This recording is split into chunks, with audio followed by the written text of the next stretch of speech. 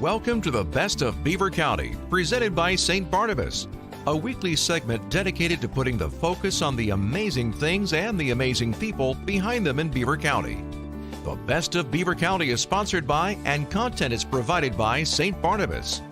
The show airs every Thursday from 11 to 11:30 on WBBP, WMBA, 99.3 FM, and Facebook Live. Now, with no further ado, let's welcome host Mike Romigh to introduce today's program. Good morning and welcome to the Best of Beaver County radio show on the St. Barnabas Radio Network. Since 1900 and counting, the St. Barnabas Health System has become a trusted name in healthcare, focusing on compassionate and quality care. Today in Allegheny, Beaver, and Butler counties, we offer a full continuum of care for our patients, residents, and retirement community family. The St. Barnabas Health System has developed into a visionary leader in the healthcare industry, offering an array of unparalleled healthcare services from skilled nursing to extensive memory care activities and programs. Additionally, the medical center has world-class doctor and dentistry teams where patients can receive a full range of services under one roof that also include comprehensive rehabilitation, home health and home care, hospice care, and palliative care. Building upon its heritage, St. Barnabas continues to reach out to those in need and lives out its mission through individual and institutional services, which help the health and social needs of those in our care by increasing the quality of their life. Men and women are invited to join in the work of continuing Christian caring, healing, and teaching, and along with St. Barnabas, bear witness to its founder's reminder, God is able. Today, our guest is the Beaver County Sheriff, Tony Guy, joins us once again on the Best of Beaver County. And not only is Tony the Sheriff, the Best of Beaver County, a former state police officer, but I observed him, unbeknownst to him, reverse parallel parking on 7th Avenue in Beaver Falls. And this man did it in one take.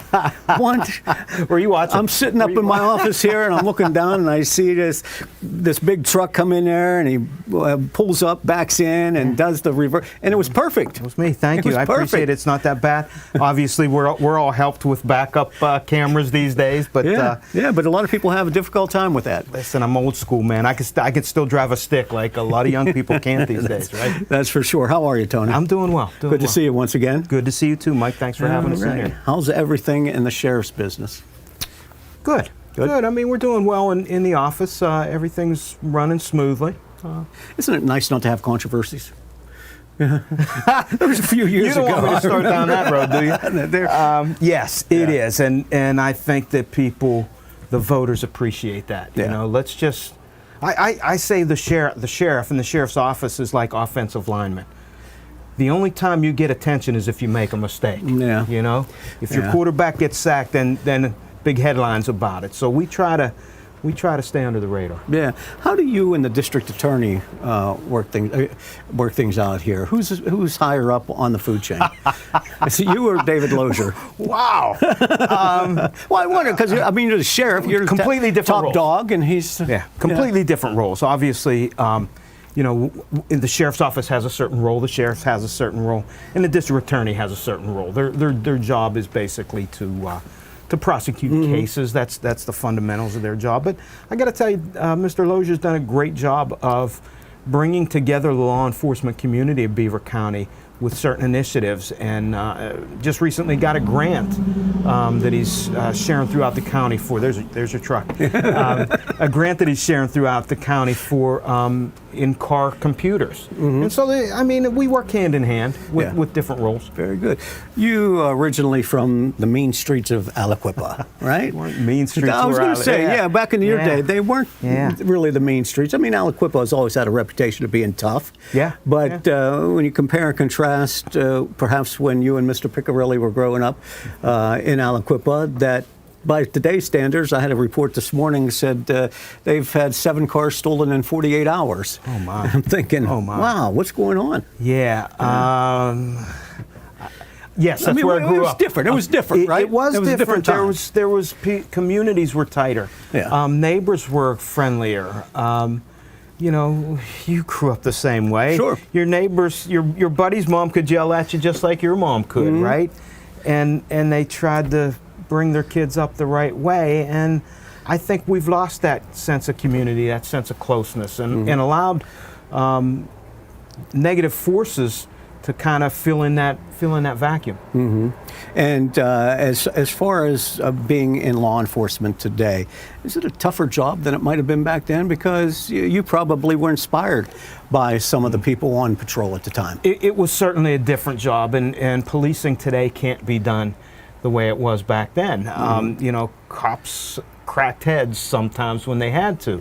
You know, breaking up a bar fight in those days, there was going to be some cops left standing at the end. And now, you know, we approach law enforcement differently, partly because of the public's sense of knowing what we do through cameras and videos and cell phones and all those things, but partly because of changes in legislation that holds us more accountable. But I think there's also a sense of we're more professional now, and I think that's internal. I think we hold ourselves to a higher standard now. And as far as the job is concerned, I know, and reading the stories, I think I would never want to be in law enforcement. And then on top of that, you put what you were mentioning of people holding you accountable for different things, for better or for worse. And when we see things, and you can watch the news any day, really, see 2 homicides, 3 homicides here or there. Somebody house their house was ransacked, and somebody was kidnapped up in Cranberry Township. There's so many things going on now. You're in police and law enforcement in charge of the schools and doing that work in the schools. So really, they're expecting a lot from law enforcement, but there's that fine line, called the thin blue line, whatever it is, but they're paying attention, and so you have to pay attention to that sort of thing as well. That's right, Mike. And first of all, let me say this. I'm sorry to hear you say that you wouldn't be interested in a career in law enforcement now, because we are looking for a few good men. And, the only blue I'm wearing is this jacket.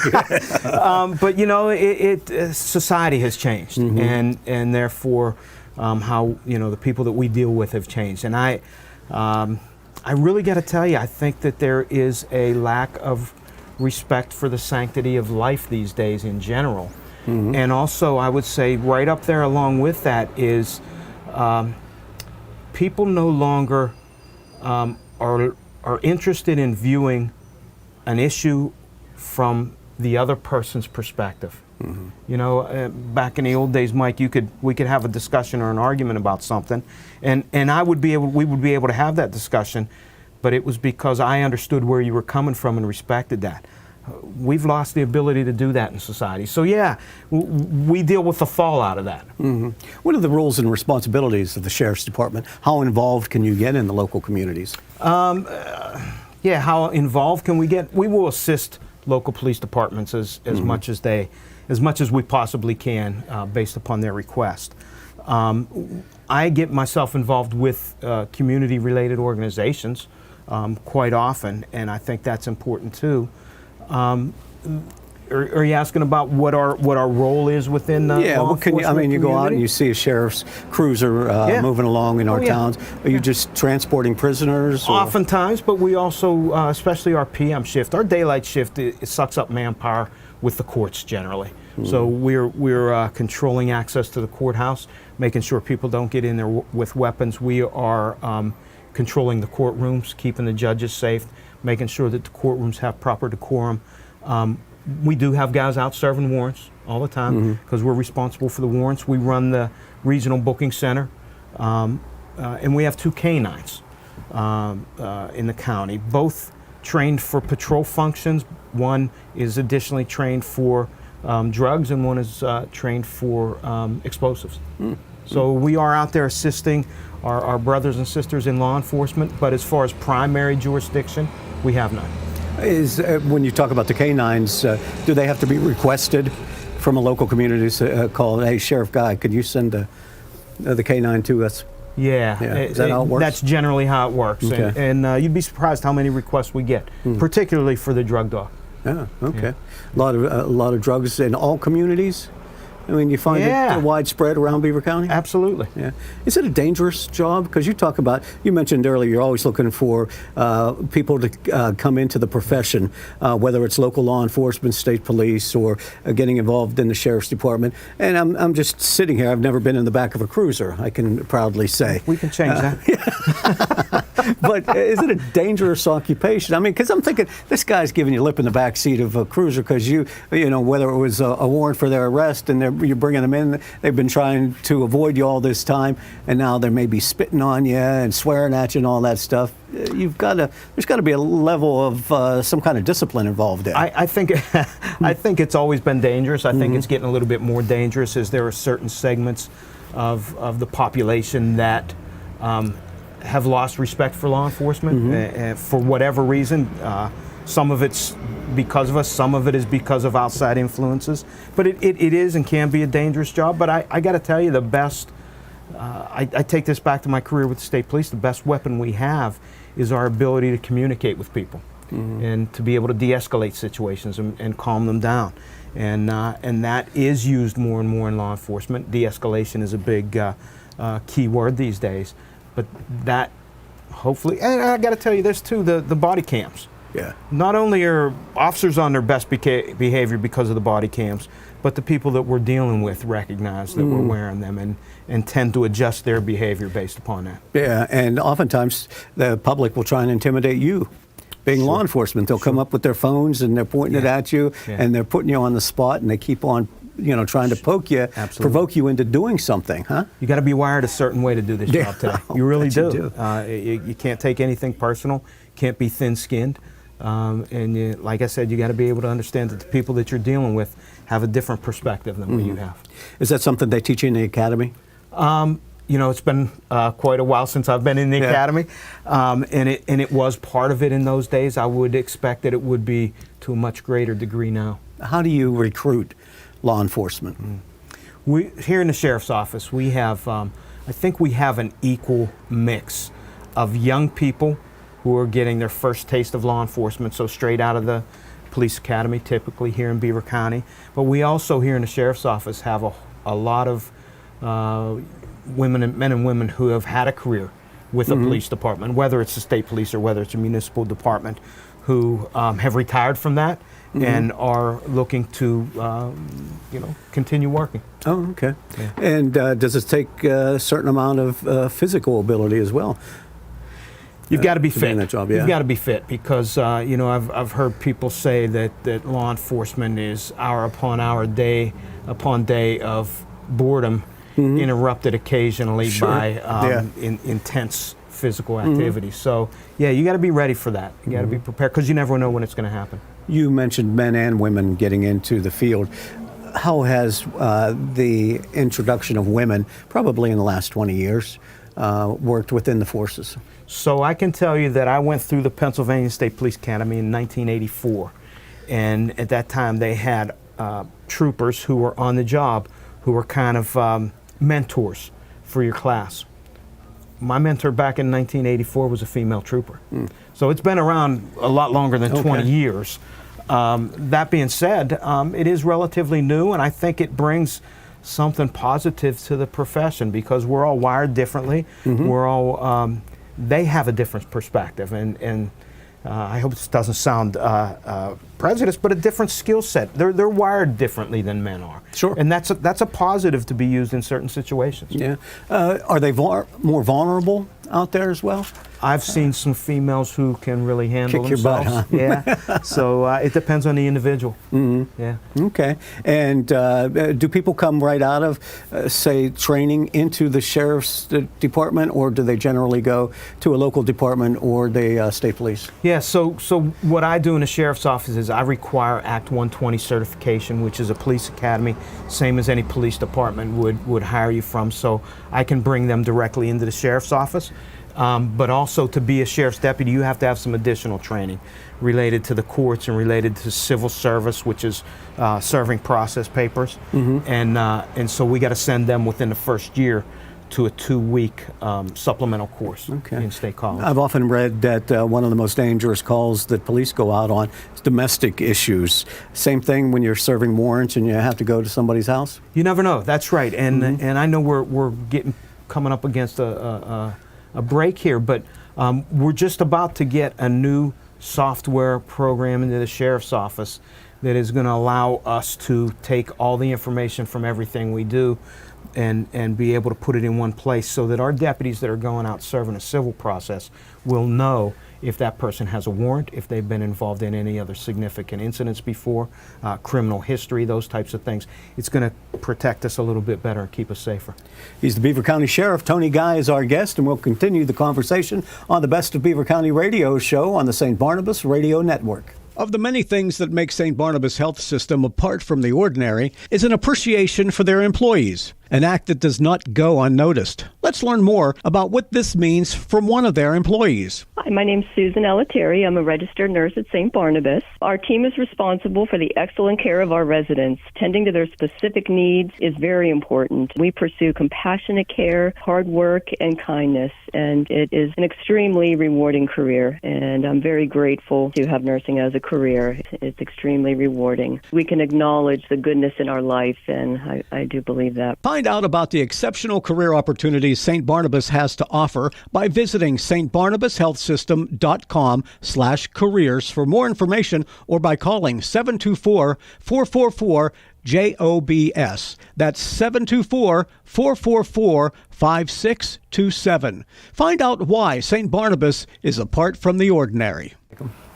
This is the Best of Beaver County radio show on the St. Barnabas Radio Network. Every Thursday morning at 11, we try and bring you someone who is interesting and has a story to tell. And he's Beaver County born and bred. That's Tony Guy, the Beaver County Sheriff, born in Aliquippa, spent some time as a state police officer, and became the Beaver County Sheriff 4 years ago now? 7. 7? Is it the 7. 2? This is an election year for me again, so Okay. I'm completing my second term, looking for a third. Put your hand on the Bible. Ah. Are you going to be running Yeah. again? You are I am. running again? Yeah. You don't like it that much? Yes and no. Yeah, Yeah. I do. I feel like I'm still accomplishing something there. But I also got to tell you, just like we're kind of touching on a little bit, people aren't coming into this profession, and people are still leaving. And I just feel like this would be a bad time to kind of abandon my calling. Are you on par with the number of deputies that you have, or are you always looking? We're running a little bit short right Yeah. now, and generally we are always looking. We got a little bit of a turnover. Tough thing about my department, my office right now, is that when we hire people, we bring them in as part-timers, and then we have a promotion process to promote them to full-time. My full-timers don't leave very often. So what ends up happening, we bring people in, we train them as part-timers, while they're still out there looking for full-time jobs with the police departments. Yeah. So that's typically how we end up losing people, and that's why we have kind of a revolving door kind of thing going on. And you guys are always are very intimately involved at the Beaver County Jail. Is that Oh, yes. correct? Yeah. Your deputies are there, Yes, that is correct. not only transporting them, but they're there. That's right. We do the regional booking center, which means when you get arrested, you come in and get fingerprinted, photographed. If you've talked to the DA recently, we're starting a new program there to get DNA samples from inmates voluntarily, but DNA samples, and we'll help to run that program too. But we also transport those prisoners. So our guys are at the jail every day picking folks up, bringing them to the courthouse, taking them back, that type of thing. Again, I've never been to the Beaver County Jail, so I haven't experienced this, but I've read that perhaps sometimes they voluntarily give you DNA samples, even if you didn't ask for them. Is that It's a tough job, It's right? a tough job, yeah. People wouldn't know that. People just assume that you're just standing out there. And is that a problem? Let me get back to your concept of part-timers. You bring them in part-timers. Do they start out at the jail, and does that oftentimes say, they say, I don't really want to work at the jail. I wanted to be out in the public, and so they leave to go into other professions? So no, the short answer is no, but I know there are other states where the sheriff actually has control of the jail too. So they have kind of 2 different divisions within their sheriff's office. We don't do that. We try to rotate our deputies throughout different functions of the work that we do. We try to keep it fresh for them. Yeah. But it's tough for the young people. They do want to see a little bit different side of law enforcement. Yeah. Young people today compared to, and we were talking about your days growing up in Aliquippa. I grew up here in Beaver Falls. But it seems as though there's heightened tension with young people today. Guns, thieving, stealing, doing all this kind of stuff, even in the schools. We're hearing more reports about violence in the schools between students and teachers. What do you think is creating that, and does the Sheriff's Department have any impact or responsibility when something happens in the school when you have to be called in there? No direct responsibility, but I think we've all got a moral responsibility to address that issue. I hope this doesn't sound like I'm throwing parents under the bus, because most parents are great parents, but I think they're over time, over the last couple of generations, we've gotten to the points where they are, when we were kids, Mike, we knew there were consequences for bad behavior. And I think parents have kind of dropped that. Some parents have kind of dropped that a little bit. And it's created this situation where in schools and on the street, these kids don't feel like there's any consequences for them. We don't have, I saw where Allegheny County is thinking about coming back with the Schumann Detention Center. We dropped Allencrest a number of years ago. Yeah. Is it time to bring that kind of discipline back for youthful offenders? We still, when the county gets juvenile offenders in for any myriad of reasons, we still transport those folks to juvenile facilities, but now we're transporting them outside the county. And so we're taking them to Ohio. We used to take them up north of Mercer. As far as having a juvenile center back in Beaver County, I think that's a better question for the commissioners, because there's going to be some startup costs to it. Sure. But there's an argument that can be made that lack of long distance transportation for these folks can provide a cost-saving measure over time. Okay. And the system, does it work? Home arrest, those type of things. I know I had David Lozier on the program not too long ago, and he said it was startling how many people have stolen guns out of cars in Beaver County alone, that people are leaving their weapons loaded in their cars, and then they're stolen by these criminals who are just looking for that sort of thing. Yeah. I don't know where that... I would say yes. You got to be careful. Home arrest, that's an adult probation issue and a judicial issue. It's up to the judge to determine prior to trial how these people are going to be held, whether it's going to be in jail or whether they're going to be put on some type of supervised detention, which could be a home arrest with the ankle bracelets and things like that. I know there are situations that doesn't work in, and mistakes can be made there.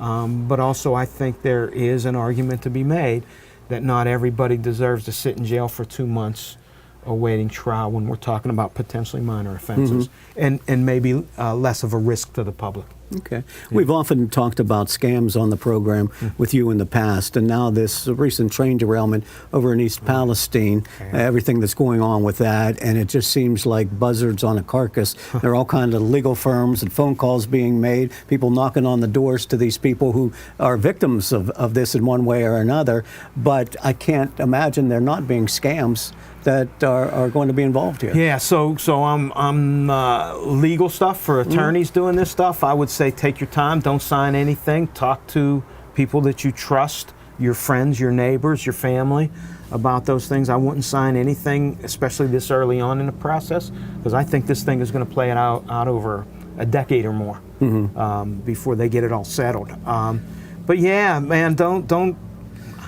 When my phone rings, and my phone rings a lot, if I don't recognize the number, I don't answer it.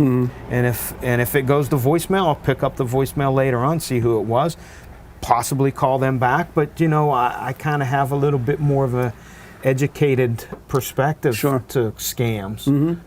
But I would still give the same advice: talk to your friends, talk to your neighbors, talk to your family members, especially for the elderly, because they are easy prey for these folks that are running the scams. Yeah, generally. and they didn't wait very long to come into the area and start making those phone calls and knocking on the doors. Yeah. So there's a vulnerable population out there for it. These people are, let me just say this too, these folks that are calling you up aren't doing it out of the goodness of their heart. Oh, no. They have some incentive to do this. And I'll say that even for the attorneys. Might be good-hearted people, but they're in this to make money too. And the same with these people that might be running scams over this issue. So be careful, and that's not only on the phone. Don't answer the phone if you don't know who it is. Some people are still with house phones. You know, they still have landlines. Same thing. So they don't see it coming up on their screen. Yeah. The other thing is on the internet. You know, people can be sending an email, and again, you don't know who those people are, but they're saying good things and saying how they can make you a part of this class action suit and blah, blah, blah. I get scams on my email every day, and I don't know how we get rid of them. I don't know that there is a way. I mean, I report them every time I get them, but again, if I see something that I don't recognize, I don't engage.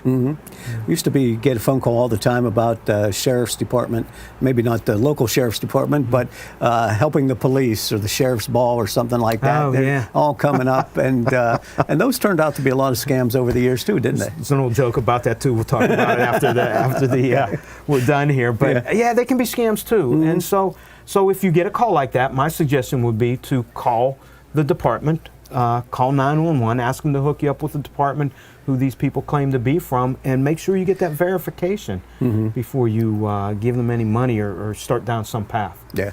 We talked earlier about the police being in a lot of schools as security officers nowadays. But when we hear stories about violence in schools, students against teachers and those sort of things, the question comes up again about whether or not we should arm the teachers or have make it easier for even employees in the schools to be able to carry. I would say that the security issue for schools is multifaceted. So putting armed people in schools, if you're not covering all the other bases as far as physically securing the building, potentially having a police officer or a sheriff's deputy in the building as a school resource officer. Some of the schools are actually employing, creating their own police departments within the district. As far as arming teachers, that is absolutely 100% a local school district problem or question.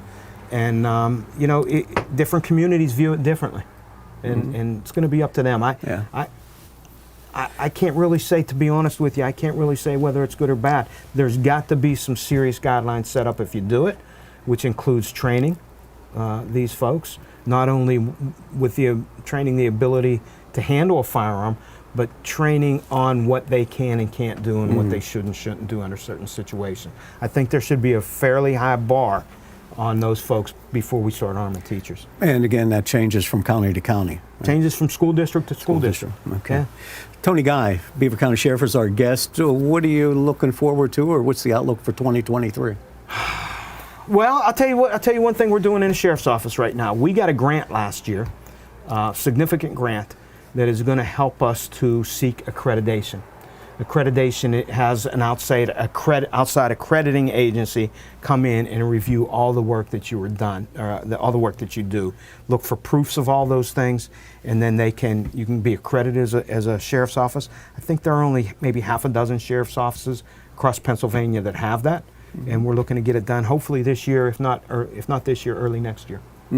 So you journal everything that happens in the sheriff's department? They come in and we have to produce documents regarding everything we do, from policy to paperwork to equipment and supplies and training. I think it's what the public is kind of demanding as far as professional law enforcement. It's just like the cameras, though. Then you have proof. You take them to the commissioners and say, this is what we did last year. Here's the evidence of it. We need more funding for our department. Well, possibly. Don't steal my thunder with the commissioners. That's a battle for another day. That's right? a battle for another day. But listen, right now I'm getting along great with our commissioners, and frankly with all the row officers in the courthouse. So things are going well. Great to see you again. You mentioned, it's pretty quiet right now. Very good. Good to see you again. Sheriff soon, Tony Guy, Beaver County Sheriff Tony Guy, thank you for being with us. We always enjoy the conversation. Hope you do as well. Thank you for listening to the Best of Beaver County radio show on the St. Barnabas Radio Network. I'm Mike Romigh. We'll talk to you next time. Stay safe. When you think about retirement, what images come to mind? Why not let yourself imagine enjoying an exceptional retirement lifestyle at the Village at St. Barnabas in Gibsonia? Attainable luxury can become yours because the Village has no large upfront fees and it's based on a simple annual no-risk contract. The only decision to make is when to move in. Call 724-443-0700 or click stbarnabashealthsystem.com.